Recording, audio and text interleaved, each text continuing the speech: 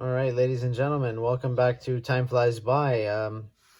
Today we have the Timex Todd Snyder Military Field Watch. And I did the unboxing about a week ago, and I wanted to wear it, have it on wrist, and really get a good feeling of what this watch, how it wears, how it feels, and it's been really good. I enjoyed wearing it, and now I think I'm ready to tell everybody what I think. It's not the first video of this watch out there. There's probably not that many, but definitely not the first one, and it won't be the last. I can say this is a really good watch. It was a very good price. I love the broad arrow and the overall look, that kind of military inspired field watch, with the kind of canvas style NATO strap, which is the stock one that it came on. And the whole thing just works really well. They did a really good collaboration. So as you can see, right up above the 12, water resistant. Timex, broad arrow. It's got that center kind of compass hash mark in the middle. Beautiful basic sword fence hands, like kind of fence board, kind of sword like. I call them the fence board hands. And they got some loom on them for sure. It would have been nice if the Arabics had loom, or if there was loom pips all around the watch, but it's just the hands. And unfortunately, this one does not feature the Indiglo feature. So can't push the crown. Normally the ones that have the Indiglo are 30 meters water resistant. This one is actually 50 meters. So I guess they decided not to go with the push-pull crown. Sorry, the push-in feature for the Indiglo. It does have a push-pull crown, just a single position, as it's a no-date version. And then right underneath the 6, you guys can see that, basically Todd Snyder. That's what it says. So that's the collaboration. Love the pop of red. This would go on a nice red kind of canvas strap. It goes on a multitude of straps. I did on Reels on Instagram. If you guys don't follow me, please follow me. It's also Time Flies By 2020. I'll leave the description of my Instagram account in the description below. But I take a lot of wrist shots, a lot of wrist rolls. Very active on Instagram, and you guys can really see lots of different photos of the watches on the Instagram account there. So as for the seconds hand, it does tick the marks, but only about halfway on the dial. Right now it's a little off, and then as it gets closer from 12 to about 6, it hits all the markers perfectly. Right now though, from 6 to 12, it's kind of off, and then it kind of corrects itself and straightens itself out as well once you get down to, there you go. So now it's like hitting them bang on. It used to bother me. It used to be a little OCD about it, but it doesn't really bother me anymore, especially with the price of this. I think it was coming in around 75, 80 bucks, and you can't go wrong. Nice, really robust watch. Beautiful turn down on those lugs. Really nice. Just hugs the wrist. Beautiful. We'll do a wrist shot later. Here's the side profile with the crown. Really nice. Got that kind of Flieger style pilot's watch, but it is a field watch. It can be used as a pilot's watch for sure. And yeah, just really like it. So as you can see, here's the box that it comes in. I did the unboxing, like I said, about a week ago. You guys can check out that video. Nothing special. Hand tag, pillow, instruction manual there, and here's the nice hand tag there. Timex Todd Snyder, New York. And here's the part number. So movements made in Philippines, and the strap is made in China. Okay, so that's just the basic packaging. I'll put that away. It's a nice little box, does what it's supposed to, and it's good enough. All right, and let's put the watch back down. As you can see, we're just gonna take the basic measurements here. So I have a diameter of, let's see, it comes out, it's stated as a 40. So yeah, 40.2. Let's take the height. And here's a good chance now to show you the case back. I think I showed this really quick during the unboxing, but yeah. So a little bit of a spec sheet, but not much because it's a very basic watch. So it gives you the battery, a CR 2016, stainless steel back. It's got a little bit of heft compared to some other Timex watches, like a Weekender or an Expedition. Um, Timex, Todd Snyder, New York, and then water resistant, 50 meters. Okay, so let's take some measurements. So we said 40 in diameter, height of 10.9, flat mineral crystal. Okay, and then the most important,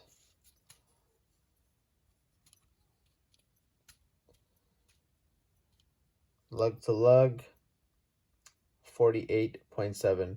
But you guys can see that turn down. Just, I call it the lug hug. Just hugs the wrist. The lug's a beautiful turn down there, and it's very comfortable. So put the NATO strap back on. I mean, this is just appropriate. It's a nice NATO strap. It's very basic. It's not the best quality, but it works, does the job, and yeah, it works really well, and that's why they chose this one as a stock strap. So basically, you're looking at a field watch. What does it do? You know, how does it wear? It does the job. It's a quartz watch. It's a good price. It's a little bit of a collaboration. You can still pick them up on Amazon. There was a nice cream dial. That was the one that I really wanted. They didn't have any more, so they are getting a little bit harder to find.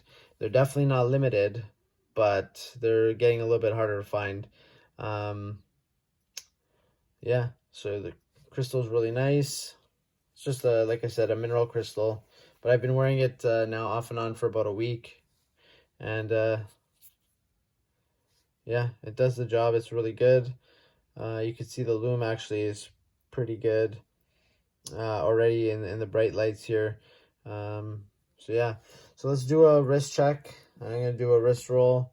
Currently wearing the Manta Ocean King, and it's rigged up right now on a Strap Mill Canada Supreme NATO. Very, very comfortable, and I just can't get enough of this. So I'm going to also compare it to a couple of other watches that I have here on the table, but let's first get it on wrist, and I'll show you what those lugs look like draped around my wrist. So bear those dimensions in mind. 40, I'm just going to do this off camera for ease. 40 millimeters wide, 48 and a half, 48.7. So I just bumped the camera.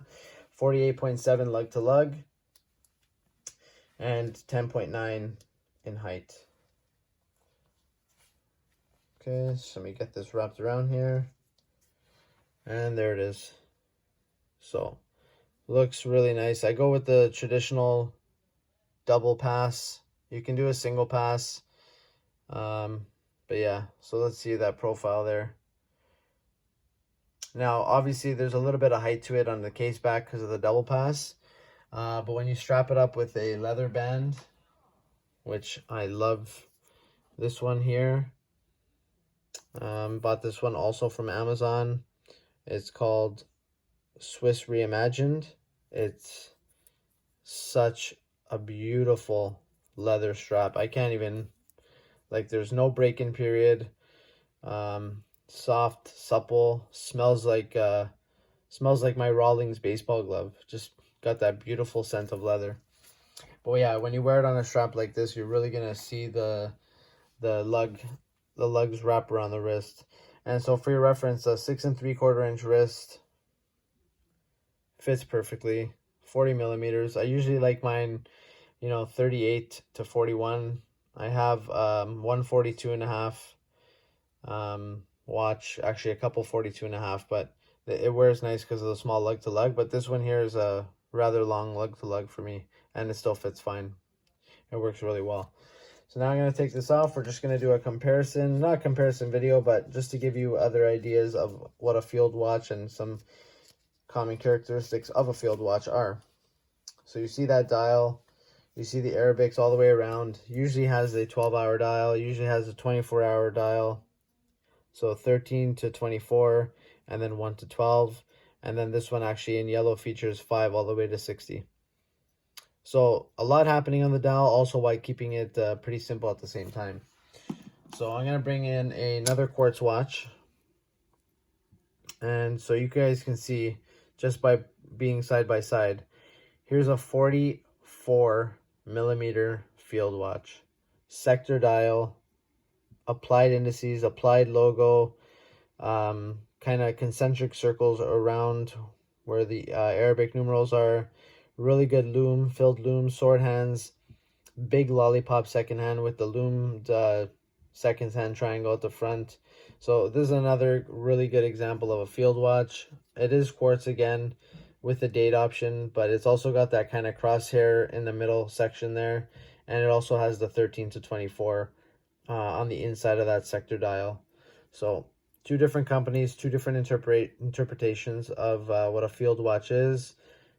Basic function is legibility, durability, dependability, and so far that's what these two are. And both affordable, obviously around the $80 range. I think this one being the Bulova, it's got the heritage, got the name, so does Timex, but this one's built, just got a little bit more going on with the filled loom plots, the applied indices and markers and everything. And this one here was about 100 and something, 100 and change, but this one's going on about 11, 12 years old. So as you can see, also has those turn down lugs. This is a single pass NATO as opposed to the double pass. So over here you can see it adds some heft. So that we said 10.9 is probably going to measure more like a 12 or 13 with these double pass NATOs. This one here being a single pass from Crown and Buckle Chevron. Okay, it's an adjustable, beautiful straps, really recommend them. And yeah, really works well, especially with the color and the dial. Really nice. Okay, and so that's one comparison out of the way. And then here we have another kind of field watch. So military inspired Monta Triumph, and my favorite watch right now in the collection. Obviously I did a video on these two as well. So the two Montas side by side in all their glory. You got a dive watch here, and you have a field watch here. So this obviously being a 38, and we're going to hold it up together with the 40. So the 38 with the 47 lug to lug, the 40 with a 48 lug to lug. Obviously there's a little bit of a difference. Push-pull crown, screw down, sapphire, mineral. I'm not going to compare them because they're two different worlds apart, but the basic function of a field watch: legibility, durability, and yeah, simplicity. That's what it is. This one came on the stock bracelet. This one came on a NATO strap. Sometimes I put this on a NATO. It's really fun. It really looks good. It works well with the green because it's got that black dial. Kind of goes with everything. So here's a 9.7 thin, and here's a 10.9 thin. Quartz, obviously automatic with the SW200. Okay, so yeah, overall, just a really fun watch. Really nice watch here with the Timex. I really like the collaboration that they did. And I really like that broad arrow. That's what really did it for me. The broad arrow and the red seconds hand really got that military look to it. Timex has a huge heritage behind their name, and they've been making really solid watches for a long, long time. So really, guys, if you want to check this out, head on to Amazon. I don't have any affiliate links. They didn't send this in for free. I bought everything here with my own money.